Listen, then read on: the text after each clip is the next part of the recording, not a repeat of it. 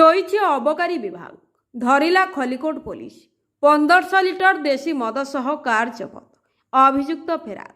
ଖଲିକୋଟ ଅଞ୍ଚଳରୁ ପ୍ରତିଦିନ ହଜାର ହଜାର ଲିଟରର ବେଆଇନ ଦେଶୀ ମଦ ବିଭିନ୍ନ ସ୍ଥାନକୁ ଚୋରା ଚାଲାଣ ହେଉଥିବା ବେଳେ କିନ୍ତୁ ଅବକାରୀ ବିଭାଗ ଚେଇଁ ଶୋଇଛି।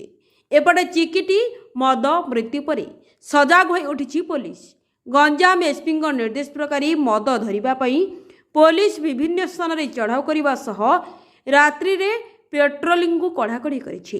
ଆଜି ସକାଳୁ ପୋଲିସ ପେଟ୍ରୋଲିଂ କରୁଥିବା ବେଳେ ନିର୍ମଳଝର ଛକଠାରେ ଏକ କାରରେ ଗତିବିଧି ଉପରେ ସନ୍ଦେହ ହୋଇଥିଲା। ଏହାପରେ ପୋଲିସ ପେଟ୍ରୋଲିଂ ଗାଡ଼ିର କାରର ପିଛା କରିଥିଲା। ପୋଲିସ ପିଛା କରୁଥିବା ଜାଣିପାରି ଦୁର୍ବୃତ୍ତମାନେ ମଥୁରା ନିକଟସ୍ଥ ନୂତନ ବ୍ରହ୍ମପୁର ରାସ୍ତାରେ କାରଟିକୁ ଛାଡ଼ି ଦେଇ ଚମ୍ପଟ ମାରିଥିଲେ। ପୋଲିସ ପହଞ୍ଚି ଦେଖିବା ବେଳକୁ କାର ଭିତରେ ମଦ ବସ୍ତା ଭରି ହୋଇ ରହିଥିଲା।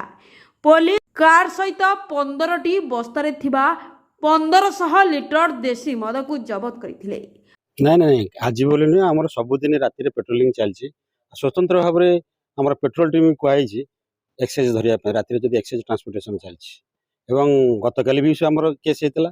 ଆଜି ବି ସକାଳୁ ଭୋର ଭୋରୁ ପେଟ୍ରୋଲିଂ ପାର୍ଟି ଦେଖିଲା ଗୋଟେ ଗାଡ଼ି ଉପରେ ସନ୍ଦେହ ହେଲା ଏବଂ ସେ ଗାଡ଼ିଟା ମଧ୍ୟ ସୋର୍ସ ଖବର ଦେଲା ଯେ ଏଠାରେ ଏକ୍ସାଇଜ ମଦ ଯାଉଛି। ତେଣୁକରି ଆମର ଗାଡ଼ି ଫଲୋ କଲା, ନିର୍ମଳ ଝରରୁ ଗାଡ଼ି ପଛେ ଗାଡ଼ି ଆମର ପେଟ୍ରୋଲିଂ ଗାଡ଼ି ଫଲୋ କଲା, ଯାଇ ମଥୁରା ପାଖରେ ସେମାନେ ଗାଡ଼ି ଛାଡ଼ି ଦେଇକି ପଳାଇଲେ। 1500 ଲିଟରରୁ ଅଧିକ ମଦ ଅଛି। ନାଇଁ, ଆମର ଏସ୍ପିଙ୍କ ନିର୍ଦ୍ଦେଶରେ ଖଲିକୋଟରେ ସବୁଦିନ ମଦ ରେଟ୍ ଚାଲିଛି ଏବଂ ରାତିରେ ସ୍ୱତନ୍ତ୍ର ପେଟ୍ରୋଲିଂ ଟିମ୍ ରାତିରେ ସ୍ୱତନ୍ତ୍ର ଭାବରେ ଏହାକୁ ନଜର ଦେଉଛନ୍ତି। ଆଜି ଖଲିକୋଟ ଥାନା ପରିସରରେ ଆଇଆଇସି ନରେଶ କୁମାର ସାହୁଙ୍କ ଉପସ୍ଥିତିରେ ଛତ୍ରପୁର ଏସ୍ଡିପିଓ ଗୌରହରି ସାହୁ ଏ ସମ୍ପର୍କରେ ସୂଚନା ଦେଇଥିଲେ।